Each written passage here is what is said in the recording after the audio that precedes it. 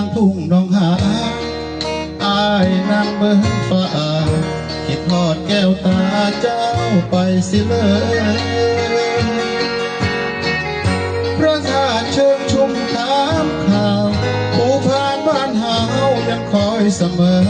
ใจเข้มคือเกลือแต่บ่น้องสาฝนโปรยจากฟ้าเหมือนน้ำตาไหลในใจของอายเป็นห่วงคนไกลบ่มีข่าวคราวน้ำหลากมองหานฝูงปลาชวนกันปลาลอยลงลำเปล่าดังใจผู้สาวที่ไปวางวังอายบ่แม่นอาแดงบ่มีมนต์แต่งไปอ้อนไปเว้าให้คนลืมคราวคิดทอดความรักผู้เขียวใบมนไปลงคำวอนของคนมีตัง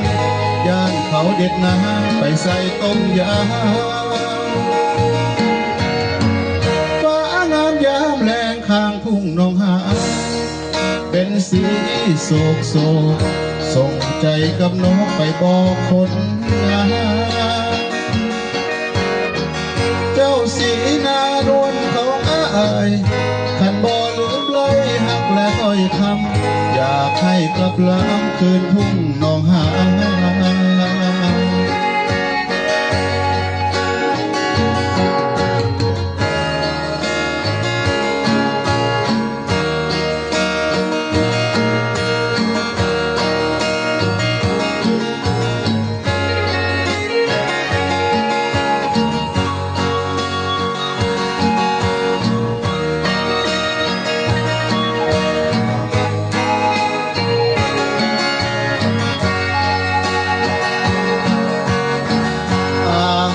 บ่แม่น